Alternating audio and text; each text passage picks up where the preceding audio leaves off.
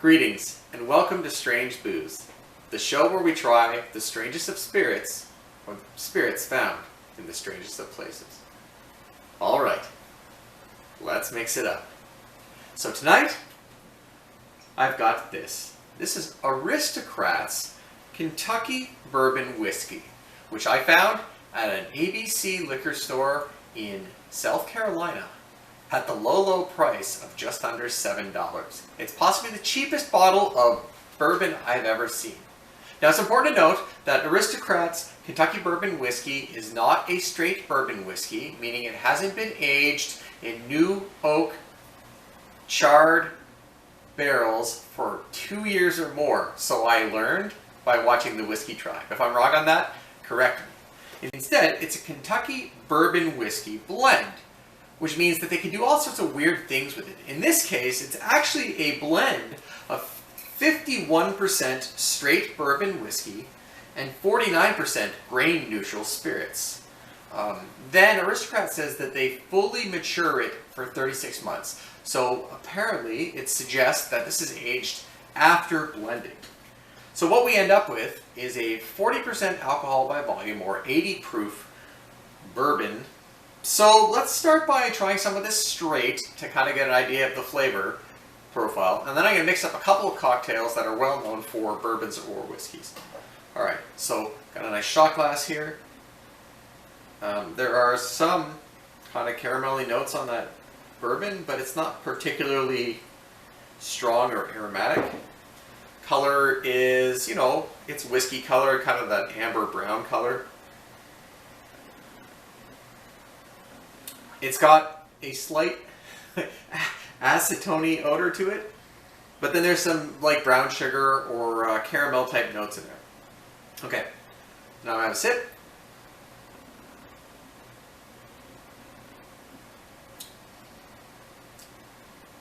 Fairly burny.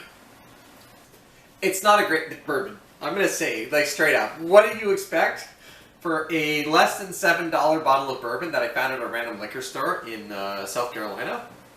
Honestly, not a great bourbon. But what I think it does have is that bourbon base, which would allow it to mix reasonably well with, some nice bottom shelf cocktails. So today we're going to do two different cocktails. One traditional cocktail, a whiskey sour, and then a take on the Manhattan that I call the Dr. Manhattan. Okay. So let's start with the whiskey sour. To construct a whiskey sour, you basically take bourbon, lemon juice, and simple syrup. And you shake it and you pour it over ice. Really simple cocktail.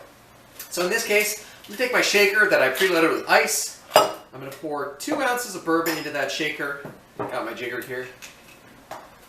And then I'm going to cheat and not waste this bourbon, because normally I would just sip good bourbon, not good bourbon.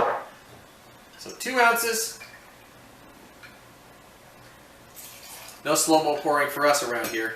Then I'm going to take 3/4 an ounce of lemon juice. You want your best whiskey sour, you want to use fresh lemon juice. In our case, Walmart Great Value lemon juice. And I have to do. So 3/4 an ounce of that. Nice measured jiggers here. Then 3/4 an ounce of simple syrup. Now you could go, if it's a 2-to-1 simple syrup, you could probably go on the lower end, like a 1/2 ounce. But if you're trying it with this bourbon, I suggest just go with the 3/4 ounce syrup regardless, because you want to really cover up the fact that your bourbon sucks, for lack of a better word. So 3/4 an ounce simple syrup. Now, a traditional whiskey sour would include basically egg white, and you would dry shake all those ingredients before you put it on the ice. But in this case, you can totally make it without the egg white. In fact, it's often made without the egg white. Kind of totally your preference. You'll get a lighter, more combined sort of cocktail if you do use it. So I'm going to shake this up, and then I'm going to pour it over this rock in this glass, and we're going to garnish with the cherry. Okay, nice shaked up cocktail. Let's move the bourbon out of the way. Put this rocks glass here.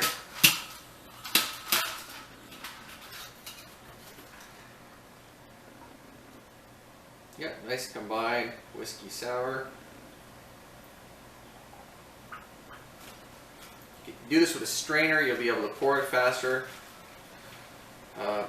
It's probably cold enough that you don't need another rock in there, but I happen to like the rock.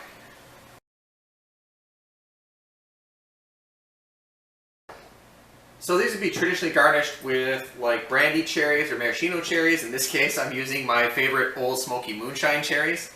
The added bonus, you get some extra cherry moonshine after the fact. So simple garnish, single cherry, skewer. You could go double cherry. You bounce that on the glass, or you could just pop it in the glass. Let's give it a sip before we move on to our second cocktail.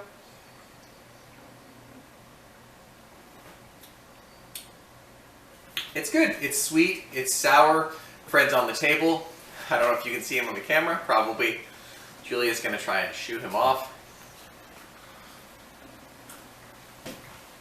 He's cat. He likes shaking noises.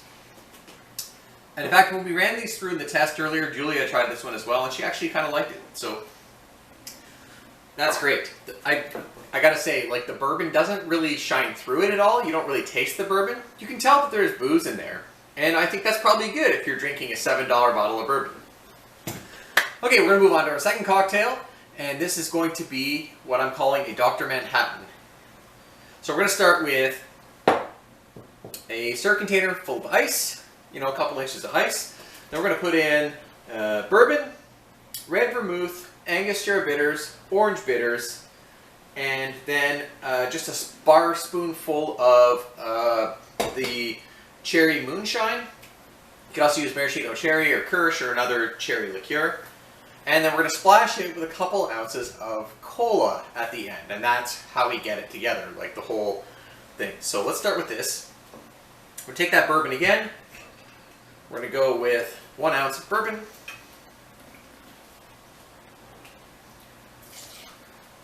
Julia, do you want to get me a Diet Cola since I forgot to bring one out? Then we're going to go with a ½ ounce of vermouth. In this case, we're using Drouot's red vermouth. This is a Spirits Direct vermouth that I particularly like.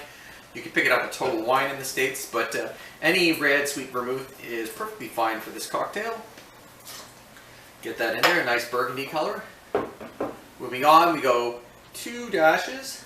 Or is it 1 dash? It's 1 dash. 1 dash of Angostura bitters. 1 dash of orange bitters. In this case I have Angostura orange, but you can use other bitters.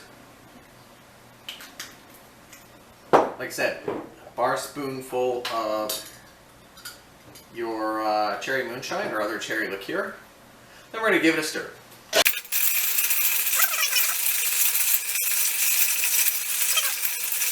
Okay, got that nice and stirred. We're going to leave those cherries open for the garnish.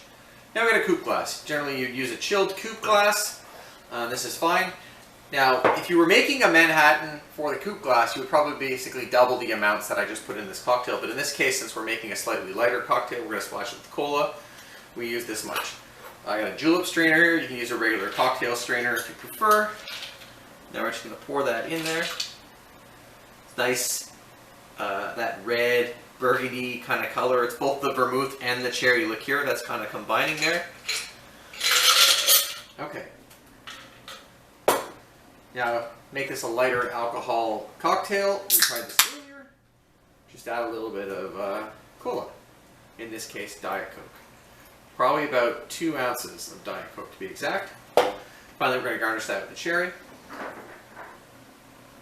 And if you're interested why we call it a Dr. Manhattan, it's because when I made up this cocktail and I tasted it with a cola, I thought it really tasted sort of like a Dr. Pepper. And of course Dr. Manhattan, you know, from the Watchmen, Dr. Manhattan. So here we go, Dr. Manhattan.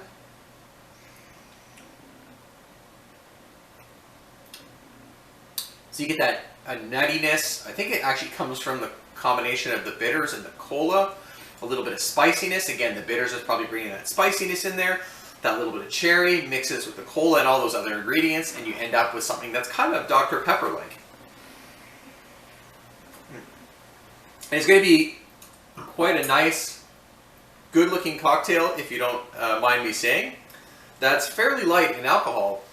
So yeah, there you go. There's Strange Booze, us exploring this Aristocrat bottle of Kentucky Bourbon Whiskey, 51% straight bourbon, 49% neutral grain spirits, distilled by Grosscurth Distillers Company in Bardstown, Kentucky. Thanks for liking, commenting, and subscribing, and as always, thanks for drinking with us. Cheers.